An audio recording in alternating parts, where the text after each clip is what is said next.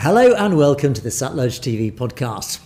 The BJP is commonly accepted as the political wing of the militant extremist organisation, the RSS.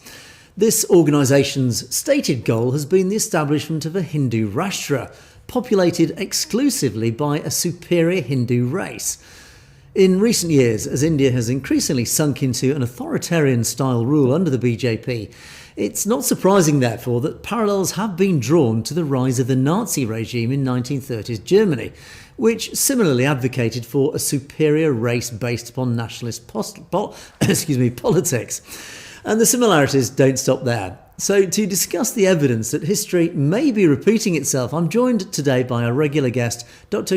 Singh Grewal MD. Dr. Grewal, welcome. Thank you so much for joining us once again today. Good morning, Angus. Waheguru Ji ka Khalsa, Waheguru Ji ki Fateh. So, what we like to discuss, echoes of the past, comparing Nazi fascism and Hindu nationalism in contemporary India. So, my thesis is history doesn't repeat itself word for word, it repeats itself in patterns. When society drifts towards a majoritarian nationalism, certain recurring features emerge. Cult worship of the nation, demonization of the minorities, propaganda, erosion of democratic safeguards, and steady merging of party, state, and ideology. Scholars of authoritarianism often compare modern movement to earliest fascist regimes, not because the outcomes are identical, but because understanding the trajectory is essential to prevent catastrophe. The rise of RSS BJP combined in India share multiple structural similarities with the rise of Nazi movement in Germany. The scale and context differ, but the ideological architecture, political strategies, and treatment of minorities carrying unsettling resonances. For Punjab and Sikh community, understanding these patterns is not merely an academic exercise. It is crucial for survival, political clarity, and safeguarding their language, culture, and freedom. So we can discuss this further. First is what's ideological foundation for these things, race and religion as a political weapon.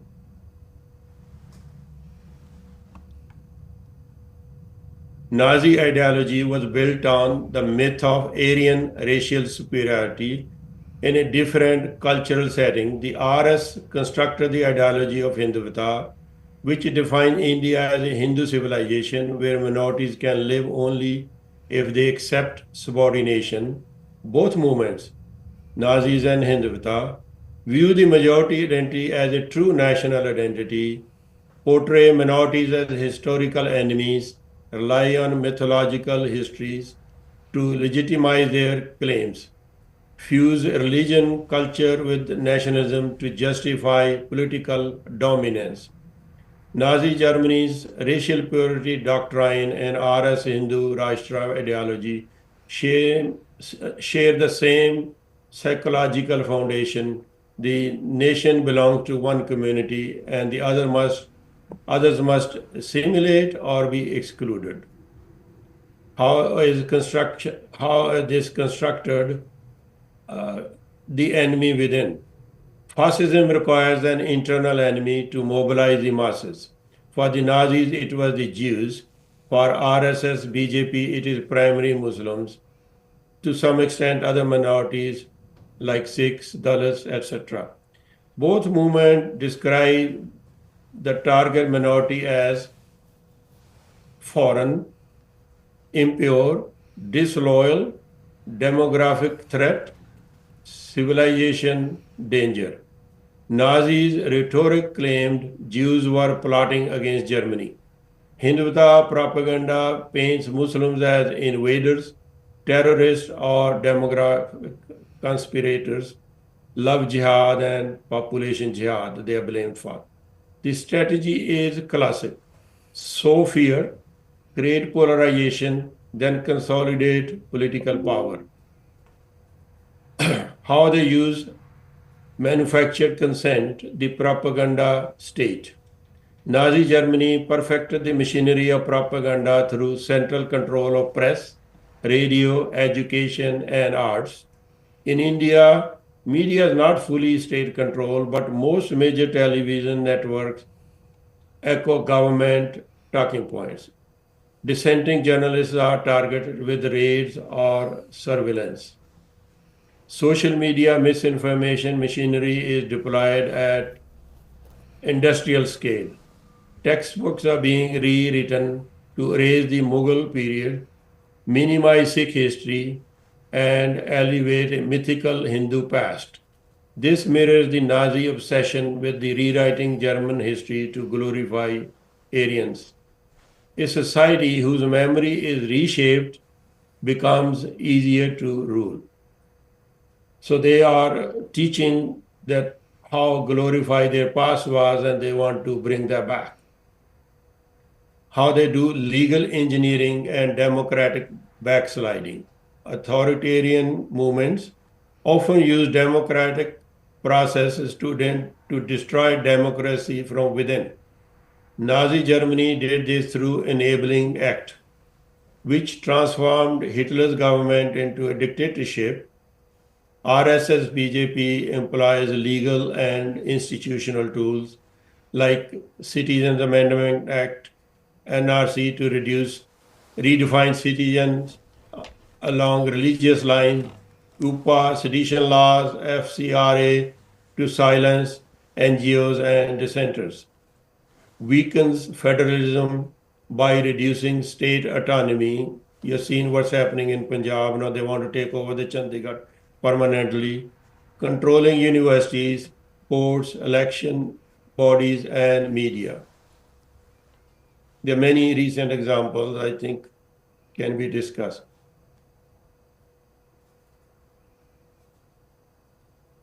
The strategy is not to abolish democracy outright, but to hollow it from within, maintaining elections while undermining accountability. The next, what they do is paramilitary structure and youth indoctrination. RSS, Bajrang Dal, and Vishwa Hindu Parishad operate in a paramilitary style reminiscent of Nazi SS, SA, and Hitler Youth. RS Shakas train cadres with ideological lessons, martial drills, regimental discipline, ideological loyalty to organization.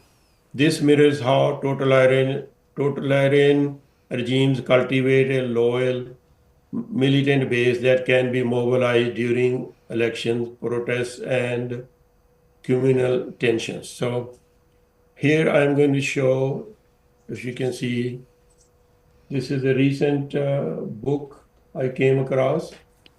I think you have a copy you can add maybe. Indeed, Yes. Dr. Grewal, there we are. I'm showing it up on screen now. So it's written by Indian author, available on the Amazon. It documents how they are targeting Muslims and killing them. And this is done by using the neighbors against neighbor. So very similar to RSS ideology. So how they do? Violence, organized genocide versus systemic majoritarian brutality. It is essential to state clearly, India has not yet carried out a genocide on the scale of Nazi Germany. We're talking BJP, we are not talking about what Congress did to Sikhs. So it's not that genocide has not happened there to the same extent, but now we are talking about 2014 onwards. However, lynching of Muslims, the book we showed, bulldozer demolitions, communal pogroms, policy complicity, discriminating laws, hate speeches by elected officials reflect pattern of early stage fascism. The logic of violence is similar even if the scale is not. So what they do, they define the minority as dangerous, incite the majority emotionally, use decentralized violence, provide political protection, to perpetrators. They do the crime and then also deny. This approach allows plausible deniability while achieving same goal, instilling fear and enforcing second-class citizenship. How the cult of the leader is established. Hitler became the embodiment of German destiny, beyond criticism, beyond accountability. Similarly, Narendra Modi has been elevated to mythical status. You know, I was surprised to hear in America an Indian saying how great Modi is at the Ram Janmabhoomi, place of Ram's birth on Diwali. He arranged lighting of the million those small candles. You know, if that's the success of the country, you measure it. So they saying Modi is the only leader who can save India. The incorruptible father figure, even though he's not a father, the visionary who restores Hindu pride. Such cult weakens institutions. When the leader becomes the nation, dissent becomes the treason. So let's say one more time. Such cult weakens institutions when the leader becomes the nation. So now nation and Modi has become one, dissent becomes the treason. So all the minorities are now treason and they can be punished. How they use the economic power and political power which merge together. Fascist regime rely on strong alliance with the industrial and economic elites. In India, Adani, Ambani, and select conglomerates have gained extraordinary political proximity. You know, Adani is even under prosecution in India, but he has not, in US, but he has not shown up yet. They won't let US serve warrants to him. So economic power is increasingly centralized. Privatization and crony capitalism flourish. Economic dependency tightens political control like Nazi corporate nexus. What is the effect of all this? Impact on Punjab, Sikhs and India's pluralism. For Punjab and the Sikhs, the rise of Hindutva carries special dangers. They are rewriting Sikh history as a subset of Hinduism, undermining Punjabi language and federal rights, centralizing power in Delhi, interfering Sikh institution, SGPCs, now universities, Punjab universities having major problem reducing the space for minority identity. Nazi Germany destroyed pluralism entirely. Hindutva seeks to recast India into monocultural Hindu state, leaving little room for Sikh ethos of equality, diversity, and freedom. They want to bring back the caste-ridden society. So in conclusion, understanding the warnings of history. Comparing the two movements is not about claiming identical outcome. It is about recognizing structural parallels that historically precede authoritarian collapse. Cult of majority, demonizing of minorities, propaganda dominance, institutional capture, paramilitary culture, suppression of dissent, leader worship, legal discrimination.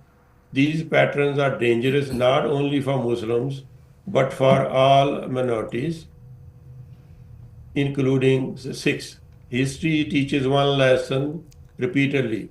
Majoritarian nationalism, if unchecked, always ends in the destruction of freedom, institutions, and societal harmony. So let's say one more time. Majoritarian nationalism, which is the RSS ideology, if unchecked, always ends in the destruction of freedom, institution, and social harmony. So Punjab and All who believe in Guru Nanak's vision of equality must understand these patterns clearly. Awareness is the first step towards resistance. We have talked about how to fight tyranny before. So I think this is my conclusion. The Nazis of the past and the the Nazis of India today, are very similar. If the world doesn't pay attention, the minorities don't fight it together, it's going to be Holocaust at a larger scale, never seen. Indian Muslims are 14.5%, something like that. They will have no qualms about killing each one of them, and also the Sikhs. Dr. Grewal, if I can just pick up on one or 2 points in your presentation there that I find particularly interesting. The parallels are very clear. I'd find it very concerning indeed, actually, that the parallels are so close that clearly there is this sort of, as I said in the introduction, a sinking into authoritarianism that is akin to 1930s Germany. But one particular area I find most concerning and indeed most insidious is the targeting of youth. And you mentioned in your presentation the RSS youth. And we do know, for example, Narendra Modi himself was a member of the RSS youth wing.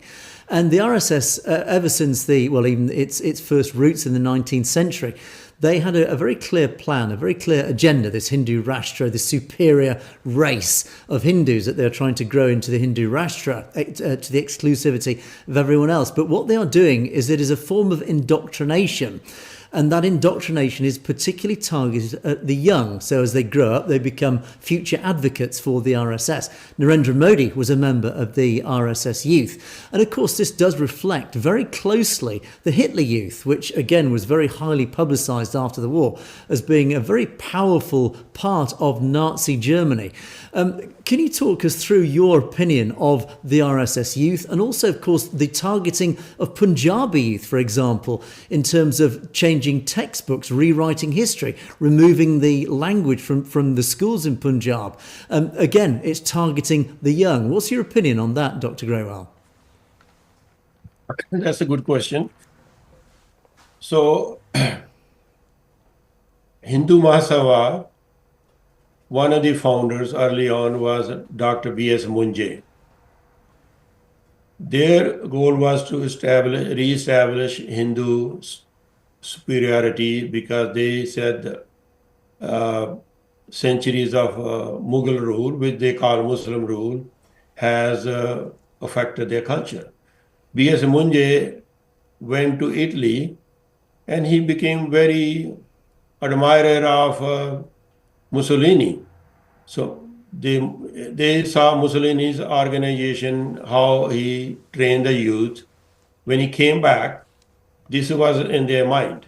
When Gandhi, so-called Mahatma, which I don't like saying, the great soul, when he came back from Round Table Conference, he also went to Italy before he came to India. He also became admirer of Mussolini. Dr. Hedgewar, who was from Nagpur, was also B.S. Munje's follower. He met Gandhi in 1924 in his ashram and discussed how to have resurgence of Hinduism, Hindu nationalism. Next year, maybe not even a year, 1925, he starts the RSS. There's one goal in mind, that they are going to prepare the youth to fight Islam and to get rid of Islam from India. They became very powerful.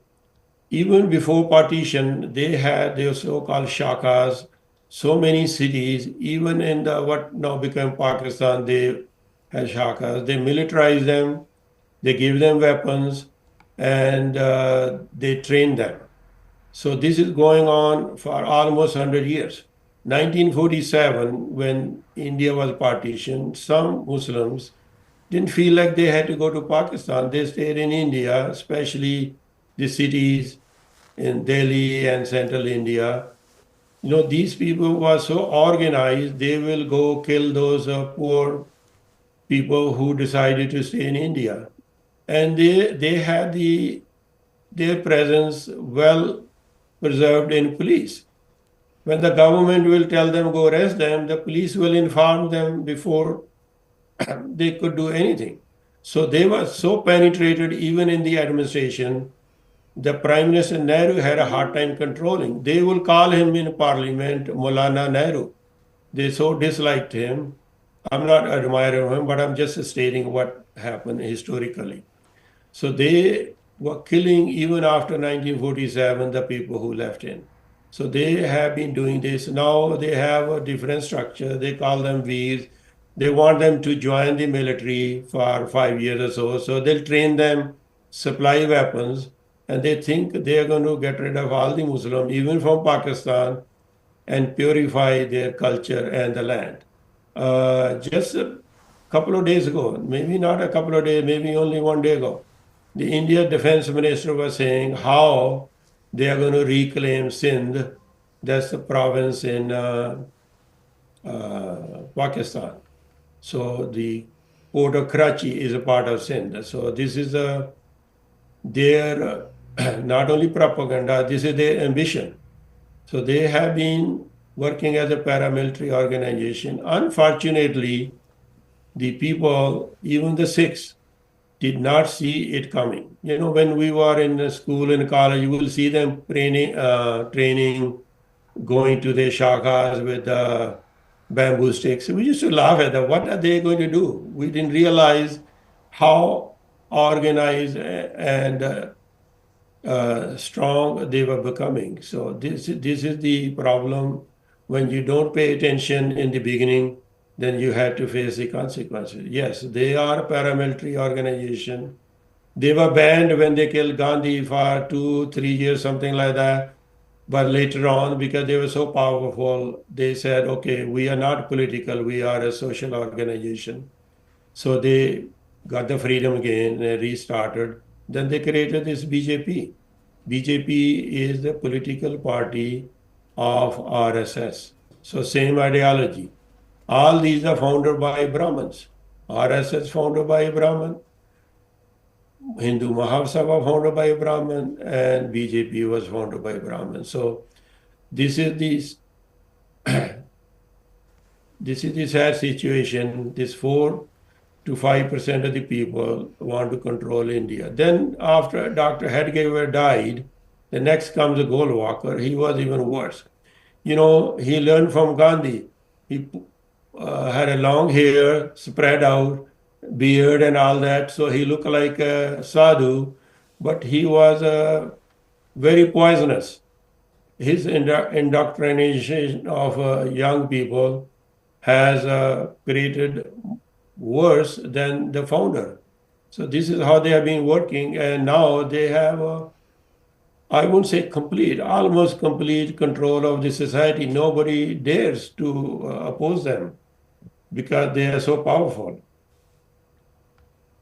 And Dr. Grewal, one of the, I suppose, the other ways that a nation sinks into eventual an authoritarian rule in the way that Germany did in the 1930s, as seems to be the case in India at the moment, is that the change that comes about, this sort of this grabbing of power, usually happens slowly through small incremental steps. People don't realise until it's too late that they have suddenly lost democratic control or accountability of their government. And of course, that's what happened in Germany and seems to be the case in India. But also another feature of that power grab of these authoritarian regimes is usually quite often they will take advantage of a situation. There may be an incident, it might be an attack, it'll be some form, usually a form of violent attack or something, or an incident, and they use that as a reason to suddenly start imposing greater control. And it almost gifts these regimes the opportunity to seize power. Now, of course, we do know that happened in Germany. Do you feel that's also reflected in India? Yes, they take advantage of the situation, but sometimes they create a situation people don't know. So then they seek that opportunity to strengthen their power and control the society. So there are three parallels that we can discuss. One from Germany, one from Russia, then we talk about India.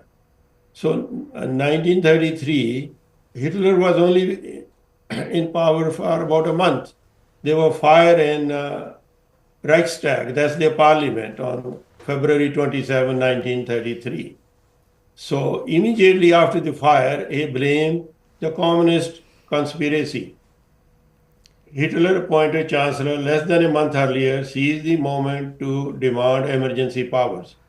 President Hindenburg signed the Reichstag fire decree, which suspended civil liberties, including freedom of speech, press, assembly, and privacy of communications. This decree allowed mass arrest of political opponents, primarily communists and social democrats. These actions paved the way for an enabling act. That was the act used in March 1933. This allowed Hitler to rule by decree and effectively dismantle the Weimar Republic of 2008. The fire, whether spontaneously or facilitated, became a turning point in enabling the Nazi regime to consolidate totalitarian power. You know, Hitler had the agreement with the army that they would not do this.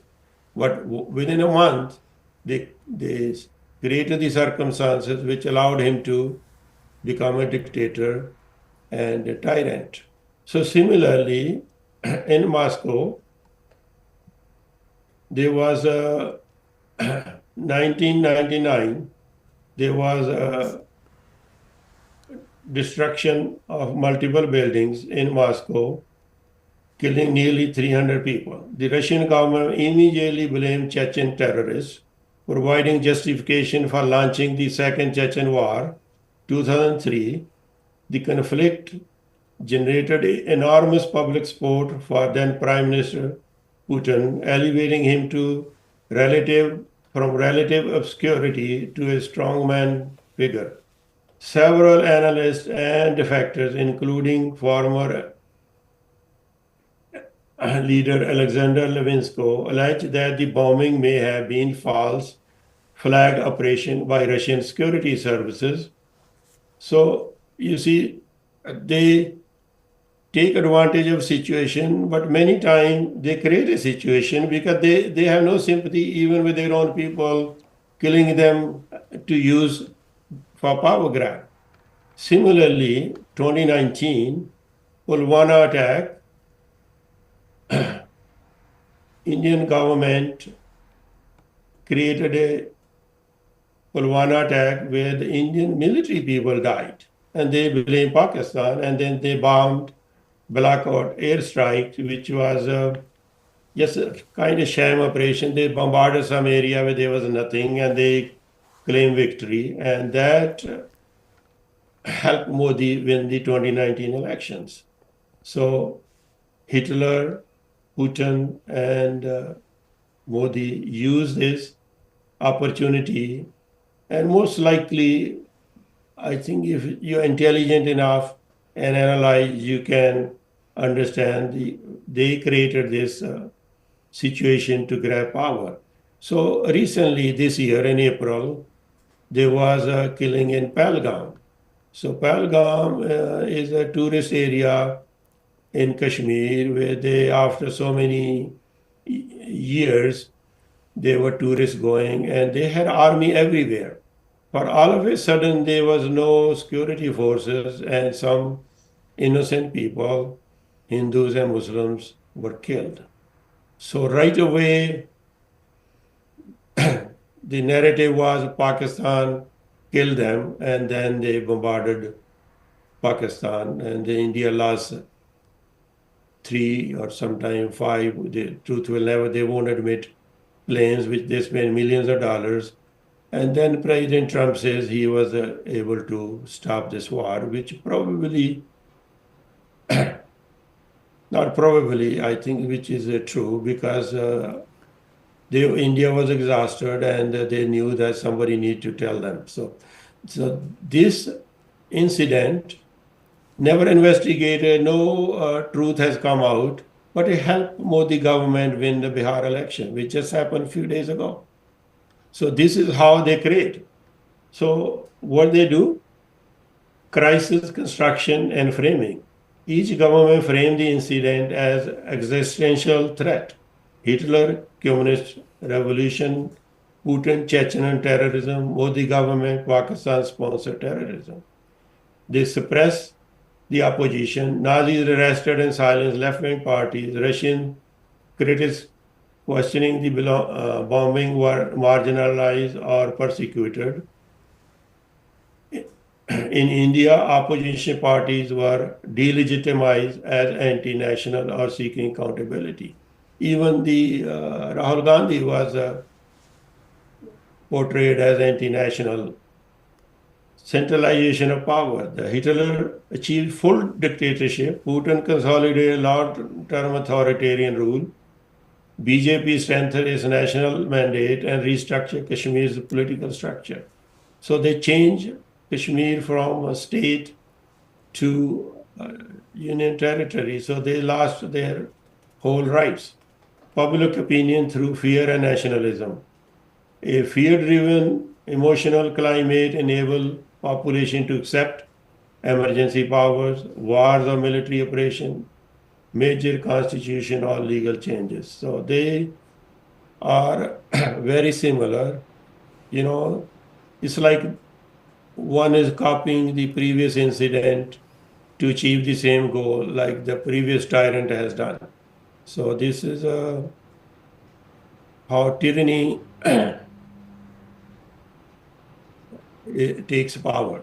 So dictators become more stronger. They create situation or they seek opportunity from a situation, and by the time people understand, it's too late. It's too late. Modi is already almost like a Hitler or Mussolini or a very close friend of Putin who is teaching him how to do what he does.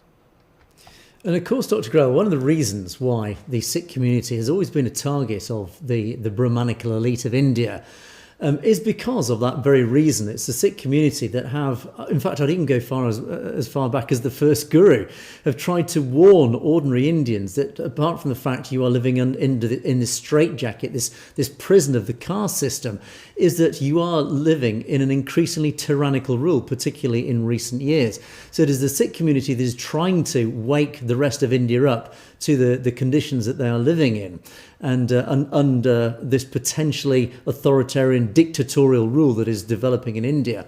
And again, that is why the Sikh community has become a target and why they have become essentially an existential threat to the Brahmins. And that is why, again, the Brahmins are trying to drive out, let's say, a Sikh culture, the Sikh community, and any cultural identity of the Sikh community. So my final question to you, Dr. Grewal, is it's clear to me as an outside observer, and I'm sure it is probably the same within the Sikh community itself, it is unlikely the Sikh community are going to wake the rest of India up. It's unlikely that they are going to defeat this tyrannical regime of India. Do you therefore think the only solution is to establish a different nation, the nation of Khalistan? And do you think, firstly, that will provide a sanctuary, not just for the Sikh community, but do you believe it will provide a sanctuary for others within India who finally wake up to the fact that they are not living in a free and democratic nation?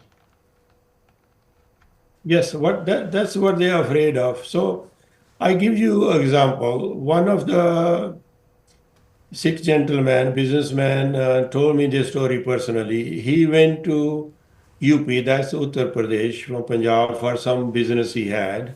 And he met a very learned Brahmin there. And the Brahmin says, Sardarji, what is your problem? So this gentleman, just like typical other people, he say, oh, we have a problem, they're taking our water, we have this problem, we have that problem. He says, Sardarji, you don't even understand your problem. And this gentleman said to Brahman, okay, well, maybe you can educate me, tell me what is our problem. And the Brahman says, honestly, he says, your problem is we want to annihilate you. We want to swallow you, but we can't do because this Guru made this Guru Granth. if the people they can buy, killed, intimidate, and all that, but the Guru Granth Sahib teaching is what keeps us going. We don't believe in caste system because that's Guru's taught. So that is the major obstacle they have. They can control people, control their mind, but they cannot control the teachings of Guru Nanak. And they're afraid if these teachings spread to other states, other places, which already slowly happening, that they will lose superiority. They control the society from birth to death. And they're afraid they will lose that. And that's, I think, the underlying reason for the whole fight, persecution that we face. That was a very powerful message to finish up on, but unfortunately we must end things there. But we will be talking again with Dr. Grewal soon to continue our discussion. Dr. Grewal, as always, it's been an absolute pleasure. Thanks so much for joining us. Thank you, Angus. Vaheguru Ji Ka Khalsa, Vaheguru Ji Ki Fateh. And thank you for watching the Satluj TV podcast. We will see you next time.